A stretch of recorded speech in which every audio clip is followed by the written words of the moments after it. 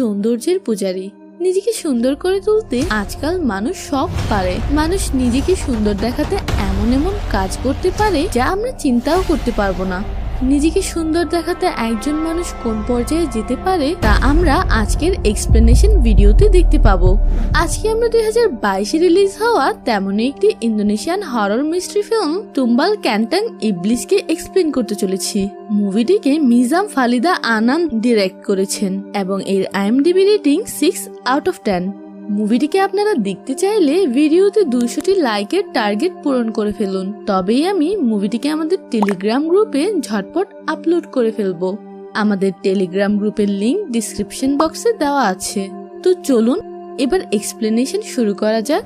মুভির শুরুতেই দেখা যায় পুত্রী নামের একটি মেয়ে মারা গেছে এবং তাকে ঘিরে তার বাবা ইউসুফ এবং বোন টিয়া সহ সকল আত্মীয় স্বজন বসে কোরআনের আয়াত পাঠ করছিল।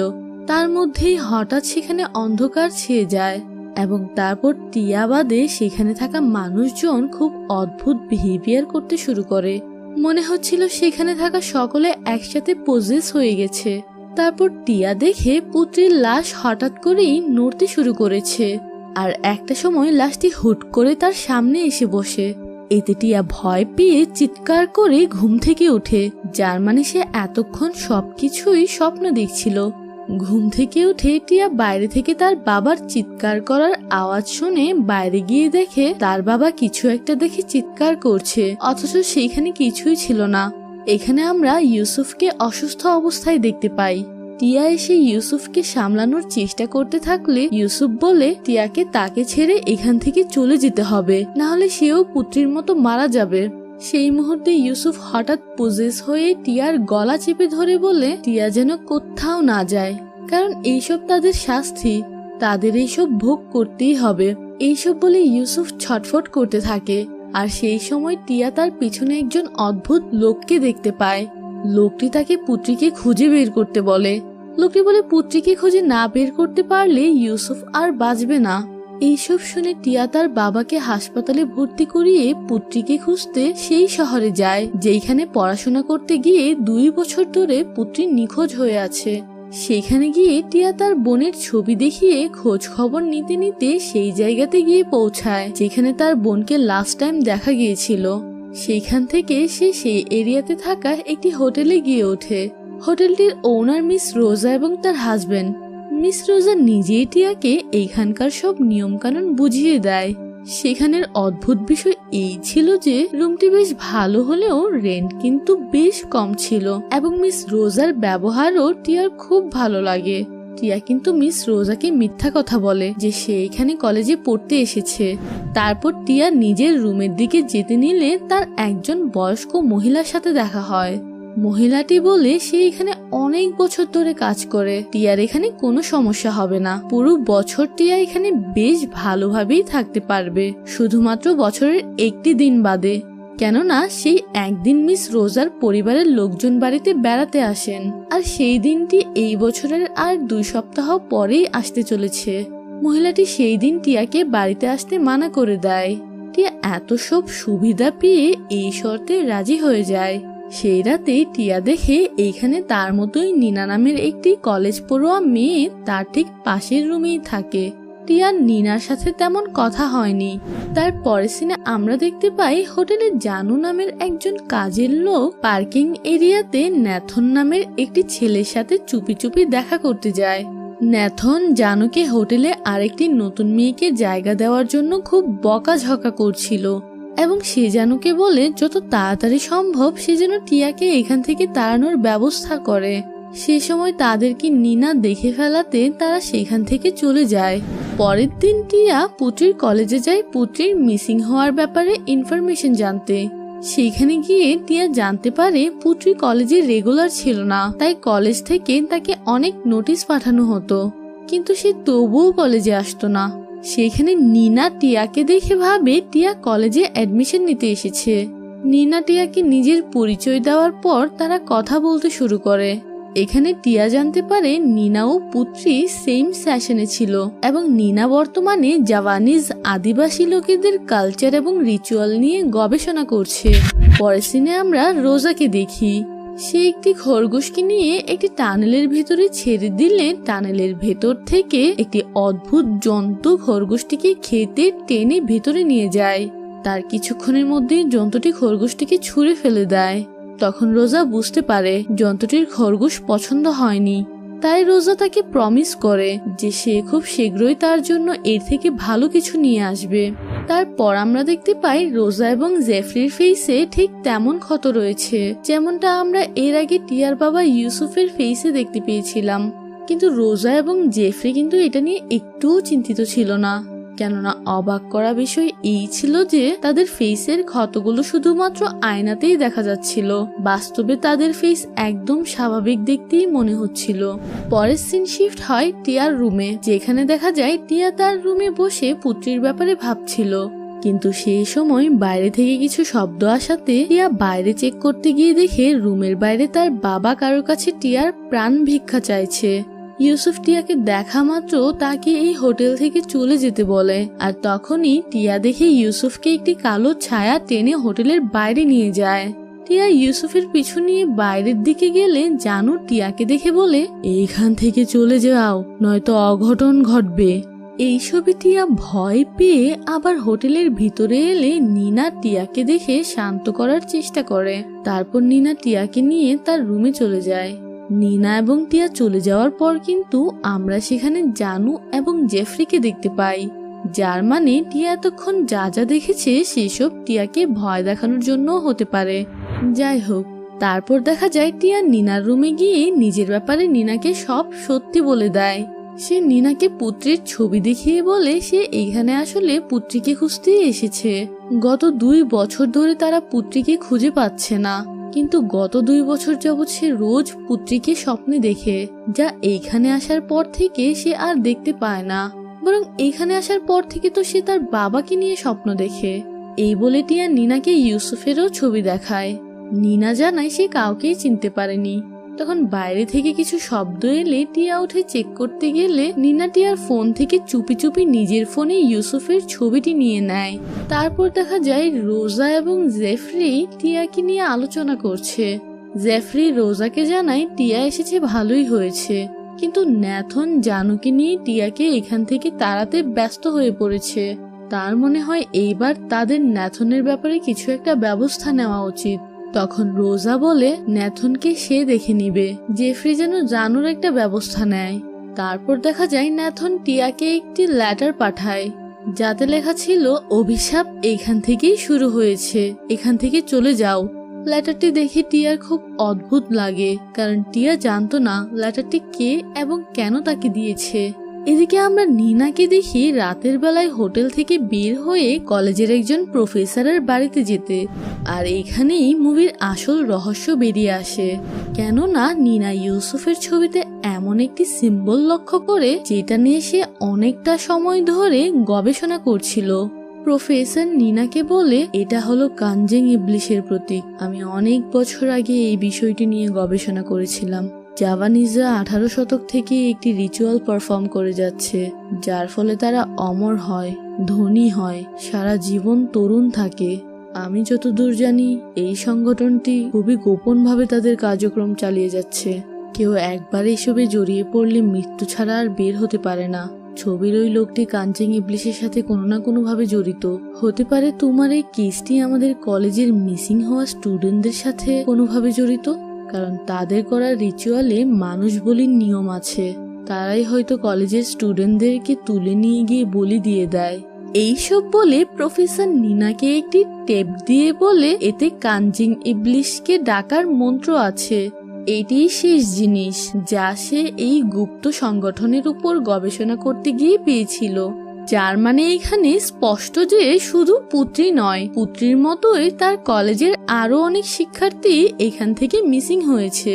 আর এইসব সেই কানজেং ইবলিশের উপাসকদেরই কাজ।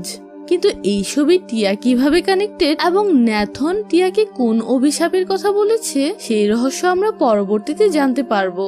তাই ভিডিওটি না টেনে শেষ পর্যন্ত দেখার অনুরোধ রইল। এদিকে আমরা হোটেলের জেফরিকে দেখতে পাই, যে কিনা জানুকে একটি রুমে বেঁধে রেখে টর্চার করছিল, কেননা সে ন্যাথনের সাথে মিলে টিয়াকে এখান থেকে তাড়ানোর ব্যবস্থা করেছিল। জেফরি যখন জানুকে আঘাত করতে নেয় তখন আমরা দেখি জানু জেফরিকে কিছু বলতে নিয়েছিল, কিন্তু সেখানে থাকা সেই বয়স্ক মহিলাটি জানুকে ইশারা করে মুখ খুলতে মানা করে দেয়। আর তার পরের সিনে দেখা যায় নিনা প্রফেসরের রুম থেকে বের হয়ে টিয়াকে ফোন কল করে তার বাবার ছবিটির রহস্যের ব্যাপারে কথা বলছিল। কিন্তু নিনার কথা শেষ হওয়ার আগেই আমরা দেখতে পাই রোজা নিনার গাড়িতে বসে আছে এবং রোজা তারপরে কিছু মন্ত্র পড়ে একটা সময় নিনাকে বশ করে ফেলে। অপরদিকে টিয়া নিনার কথা শুনে সেই মুহূর্তেই রুম থেকে বের হয়ে যায়। রুম থেকে বের হয়ে টিয়া দেখে মিস রোজা একজন প্রেগনেন্ট মহিলাকে হোটেলে নিয়ে এসেছে। টিয়া তার মধ্যেই নিজের ফোনে নিনার একটি মেসেজ চেক করে পিছনে ফিরে দেখে মিস রোজা দাঁড়িয়ে আছে। তাই টিয়া রোজাকে মিথ্যা কথা বলে আবার ভেতরে চলে যায়। এবার তার পরের সিনে আমরা মুভির সব থেকে নির্মম সিনটিকে দেখতে পাই, যেখানে দেখা যায় জেফরি সেই প্রেগনেন্ট মহিলাটির পেট কেটে তার 5 মাসের বাচ্চাটিকে বের করে ফেলে। তারপর রোজা বাচ্চাটিকে নিয়ে সেই টানেলটিতে যায় যেটিতে সে এর আগে একটি খরগোশ পাঠিয়েছিল। আসলে গাইস, এই সিক্রেট টানেলটিতে রোজার সন্তান রয়েছে, আর রোজা তার সন্তানের জন্য একের পর এক জীবিত প্রাণী খাওয়াতে এখানে নিয়ে আসে, কারণ তাকে রোজা কানজিং ইবলিশের মাধ্যমে জন্ম দিয়েছে, যার ফলে সে একদম শয়তানের মতোই অদ্ভুত দেখতে হয়েছে। রোজা তাকে মানুষের রূপ ধারণ করানোর জন্য এবার কানজিং ইবলিশের সাথে চুক্তি করে, আর সে মানুষ বলি দেওয়ার জন্য হোটেল খুলে রেখেছে।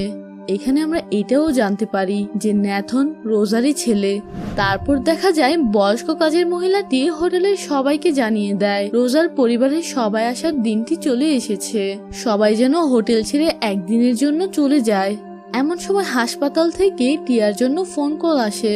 ডাক্তার টিয়াকে জানায় তার বাবার অবস্থা দিন দিন আরো খারাপ হয়ে যাচ্ছে, তারা কিছুই করতে পারছে না, এমনকি তারা বুঝতেও পারছে না এসব কেন হচ্ছে। টিয়া সবকিছুতে অনেক বেশি চিন্তিত হয়ে পড়ে। তখন আমরা ন্যাথনকে দেখতে পাই। ন্যাথন টিয়াকে পার্কিং এরিয়াতে নিয়ে গিয়ে বলে সে জানে টিয়া এখানে পুত্রীর খোঁজে এসেছে এবং তাকেও সেই লোকটি এখানে আসতে বলেছে যে কিনা পুত্রীকেও এখানে আসতে বলেছিল।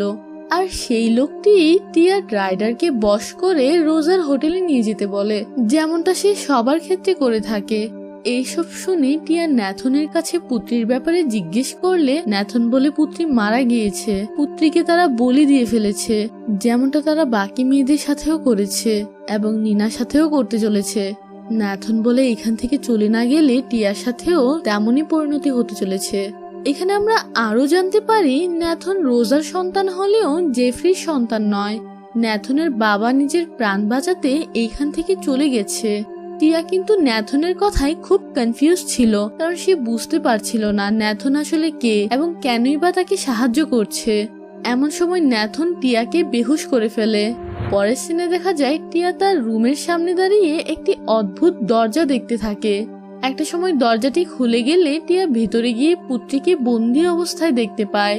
পুত্রী টিয়াকে তাকে ছাড়িয়ে দেওয়ার জন্য অনুরোধ করতে থাকে, কিন্তু টিয়া তার সামনে যেতেই দেখে পুত্রীর রূপে সেখানে একটি ভয়ঙ্কর আত্মা বসেছিল এবং সে একটি আলমারির দিকে টিয়াকে নির্দেশ করছিল। এমন সময় আমরা দেখতে পাই টিয়ার জ্ঞান ফিরে আসে, যার মানে এতক্ষণ টিয়া এইসব স্বপ্নে দেখছিল। টিয়ার জ্ঞান ফিরলে টিয়া দেখে সে একটি বাসে বসে আছে আর ন্যাথন তাকে তার বাড়ি ফিরে যাওয়ার ব্যবস্থা করে দিয়েছে। ঠিক তখনই সে সেখানে সেই লোকটিকে দেখতে পায় যার কথায় সে এখানে এসে পুত্রীকে খুঁজতে শুরু করেছে। লোকটি টিয়াকে আবার ফিরে যেতে বলল। টিয়া ভয়ে আবার হোটেলে ফিরে চলে যায়, কিন্তু এদিকে হোটেলে সেই দিনটি চলে এসেছে যেদিন রোজার পরিবারের সবাই রিইউনিয়ন করবে। টিয়া সেই ব্যাপারটি ভুলে গিয়ে হোটেলের ভেতরে নিনার রুমে চলে যায়। নিনার রুমে গিয়ে টিয়া তার স্বপ্নে দেখা সে আলমারিটি খুঁজে পায়। টিয়া আলমারিটি পুরোপুরিভাবে চেক করে দেখে আলমারির পেছনে লেখা যেই ব্যক্তি কানজিং ইবলিশের সাথে চুক্তি ভঙ্গ করে তাকে সহ তার পুরো বংশকে ধ্বংস করে তাকে শাস্তি দিবে। এখানে আরেকটি শকিং ব্যাপার লেখা ছিল যে ন্যাথন আসলে রোজা এবং ইউসুফের সন্তান। রোজা এবং জেফরির সন্তান হলো আবদি, যাকে রোজা বর্তমান দুনিয়া থেকে লুকিয়ে টানেলে বন্ধ করে রেখেছে। যার মানে ন্যাথনও প্রথমে আবদির মতোই দেখতে ছিল এবং পরবর্তীতে কানজিং এর সাথে চুক্তি করে রোজা ন্যাথনকে মানুষের রূপে আনতে সফল হয়েছে। আর এর জন্যই রোজা দিনের পর দিন নিজের চুক্তি মেটাতে মেয়েদের বলি দিয়ে যাচ্ছে। এদিকে রোজা জানতে পেরে যায় যে ন্যাথন টিয়াকে পালিয়ে যেতে সাহায্য করেছিল, তাই সে ন্যাথনকে এর শাস্তি দেয়। অপরদিকে টিয়া নিনার রুম থেকে বের হয়ে ছুরি হাতে রোজার রুমে চলে যায়, যেখানে সেই রোজার ছেলে আব্দি বন্ধ ছিল।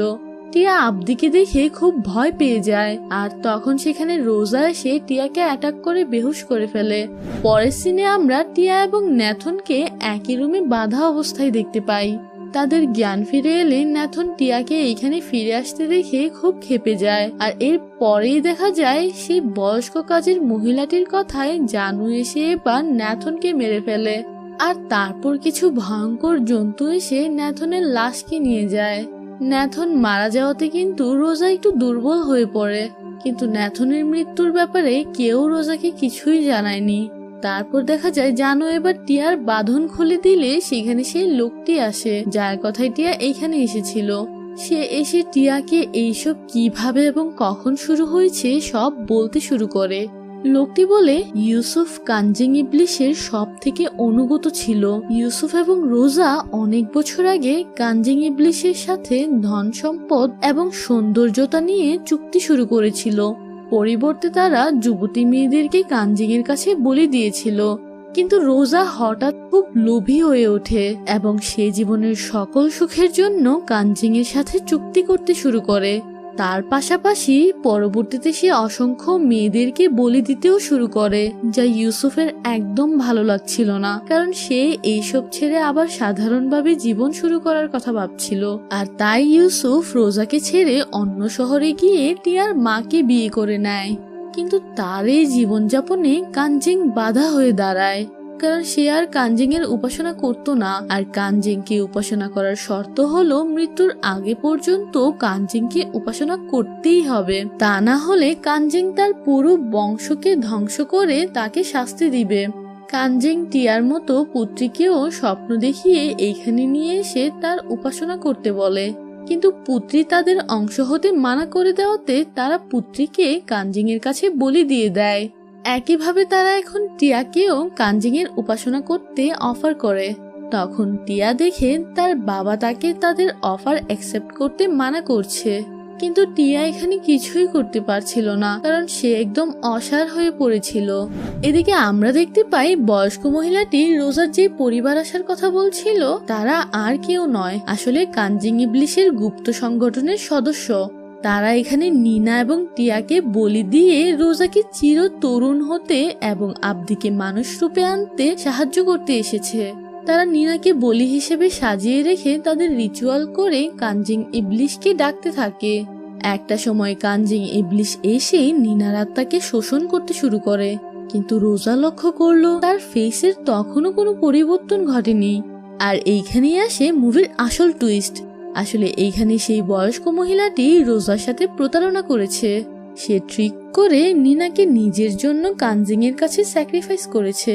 এইসব বুঝতে পেরে রোজা যেই না মহিলাটির উপর অ্যাটাক করতে যাবে, অমনি সে দেখে তার শক্তি আর কাজ করছে না এবং টিয়ার শরীর হাওয়াতে ভেসে আসছে।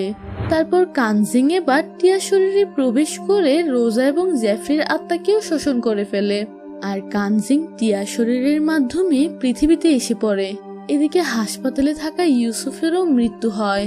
আর তারপর নতুন একটি সকালে দেখা যায় রোজার হোটেলে নতুন একটি মেয়ে থাকতে এসেছে এবং জানু তাকে ভিতরে নিয়ে যায়। এবার টিয়া হোটেলের ওনার হয়ে যায়। টিয়া মেয়েটিকে রুম দেখিয়ে দেওয়ার পর আমরা দেখতে পাই এটি আসলে টিয়া নয়, টিয়াকে পজেস করা কানজিং ইবলিশ, যে কিনা নিজের জন্য নতুন শিকারের ফাঁদ পেতেছে। আর ব্যাস